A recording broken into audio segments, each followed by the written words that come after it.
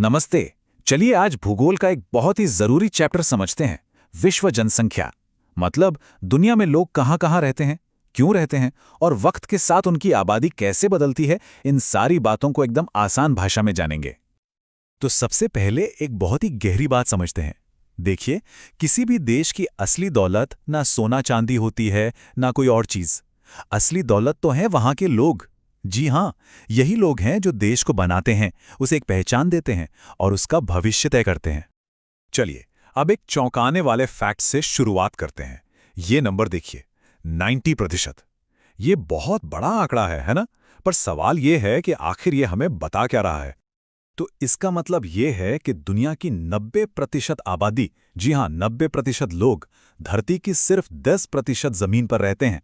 सोचकर देखिए, इसका मतलब तो ये हुआ कि दुनिया का एक बहुत बड़ा हिस्सा या तो लगभग खाली पड़ा है या फिर वहां बहुत ही कम लोग रहते हैं। पर ऐसा है क्यों? अच्छा, इस क्यों का जवाब जानने के लिए ना हमें पहले दो चीजें समझनी होंगी। जनसंख्या का वितरण और उसका घनत्व। अब ये क्या है? देखिए, वितरण का सीधा सा मतलब है कि लोग जमीन पर कैसे फैले हुए हैं, और घनत्व हमें बताता है कि कोई जगह कितनी घनी है, मतलब कितनी भरी हुई है। तो जनसंख्या घनत्व यानी पॉपुलेशन डेंसिटी का मतलब है कि किसी एक खास एरिया में कितने लोग रह रहे हैं। इसे निकालने का तरीका बहुत सिंपल है।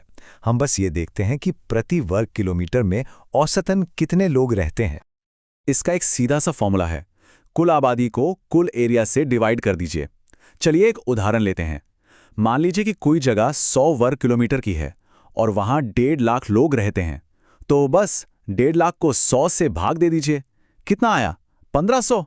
यानी वहां का जनसंख्या घनत्व है 1500 लोग प्रति वर्ग किलोमीटर। सिंपल। चलिए, तो अब जब हम घनत्व समझ गए हैं तो वापस उसी बड़े सवाल पर आते हैं। आखिर दुनिया में आबादी का बंटवारा इतना ऊंच नीच वाला क्यों है? क्यों कहीं तो तिल रखने की जगह नहीं और कहीं मीलों तक सन्नाटा पसरा है? तो इसका जवाब छिपा है उन वजहों में जो ये तय करती हैं कि लोग कहाँ रहेंगे और कहाँ नहीं। इन वजहों को हम समझने के लिए मोटे तौर पर 3 हिस्सों में बांट सकते हैं। एक तो हो गए भौगोलिक कारण, दूसरे आर्थिक और तीसरे सामाजिक सांस्कृतिक। सबसे पहले बात करते हैं भौगोलिक कारणों की। देखिए, ये तो सीधी सी बात है कि लोग वहीं रहना चाहेंगे जहां जीने के लिए जरूरी चीजें आसानी से मिलें। मतलब जहां पीने के लिए पानी हो, खेती के लिए समतल जमीन हो, मौसम अच्छा हो और मिट्टी भी उपजाऊ हो। तभी तो गंगा के मैदान जैसी जगहें इतनी घनी आबादी वाली हैं। अब आते हैं आर्थिक कारणों पर, मतलब पैसे और काम धंधे से जुड़ी बातें। जिन इलाकों में खनिज मिलते हैं, बड़े बड़े शहर बस जाते हैं या फिर बहुत सारी फैक्ट्रियां और इंडस्ट्रीज होती हैं, वहां जाहिर है नौकरी के मौके भी ज्यादा होते हैं और इसीलिए लोग बेहतर जिंदगी की उम्मीद में इन जगहों की तरफ खींचे चले आते हैं। और फिर तीसरे नंबर पर हैं सामाजिक और सांस्कृतिक कारण। देखिए, कुछ जगह ऐसी होती हैं जिनका धार्मिक या कोई सांस्कृतिक महत्व होता है, तो लोग वहां रहना पसंद करते हैं। वहीं दूसरी तरफ अगर किसी जगह पर हमेशा लड़ाई झगड़ा, दंगे या अशांति का माहौल हो, तो लोग अपनी जान बचाने के लिए मजबूरी में वो जगह छोड़ देते हैं। अच्छा, तो अब तक हमने ये समझ लिया कि लोग कहाँ और क्यों रहते हैं। अब आगे बढ़ते हैं और ये देखते हैं कि किसी भी जगह की आबादी समय के साथ कम या ज्यादा कैसे होती है। इसी बदलाव को हम जनसंख्या वृद्धि कहते हैं। और हाँ, ये वृद्धि पॉजिटिव भी हो सकती है, मतलब आबादी बढ़ रही है, या फिर नेगेटिव भी हो सकती है, यानी आबादी घट रही है। आबादी में इस बदलाव के पीछे असल में 3 ही मेन वजहें होती हैं: जन्म, मृत्यु और प्रवास। मतलब कितने बच्चे पैदा हो रहे हैं, कितने लोगों की मौत हो रही है और कितने लोग एक जगह छोड़कर दूसरी जगह जा रहे हैं। चलिए, अब इस तीसरी चीज यानी प्रवास पर थोड़ा और ध्यान देते हैं। आखिर लोग अपना घर बार छोड़कर कहीं और क्यों जाते हैं? इसे समझने के लिए 2 बड़े मजेदार कॉन्सेप्ट्स हैं: प्रतिकर्ष कारक और अपकर्ष कारक। सुनने में थोड़े भारी लगते हैं, पर हैं बहुत आसान। तो प्रतिकर्ष कारक, जिन्हें हम पुश फैक्टर्स भी कहते हैं, वो बुरी वजह हैं जो किसी को अपनी जगह से धक्का देके बाहर निकालती हैं, जैसे कि बेरोजगारी, बहुत खराब रहन सहन या कोई बाढ़, भूकंप जैसी आफत। और अपकर्ष कारक यानी पुल फैक्टर्स वो अच्छी चीजें हैं जो लोगों को अपनी तरफ खींचती हैं, जैसे बेहतर नौकरी के मौके, अच्छी जिंदगी या शांति और सुरक्षा का माहौल।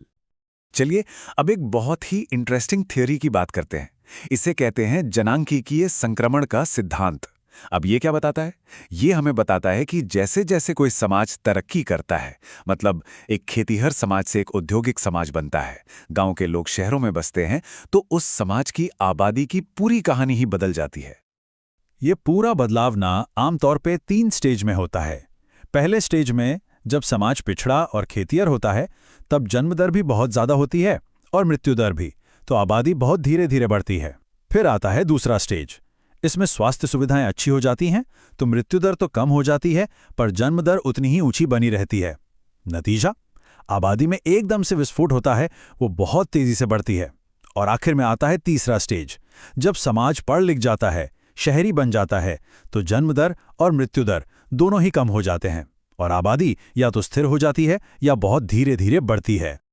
तो इस पूरी बातचीत के बाद एक बड़ा सवाल मन में आता है ना, कि जैसे जैसे हमारा समाज और भी ज्यादा विकसित होते जाएंगे, इंसान की आबादी का भविष्य आखिर कैसा होगा? क्या हम सब धीरे धीरे एक स्थिर आबादी की तरफ बढ़ रहे हैं, या फिर कोई बिल्कुल नया ही दौर हमारा इंतजार कर रहा है? ये एक ऐसा सवाल है जिस पर सोचने की जरूरत है।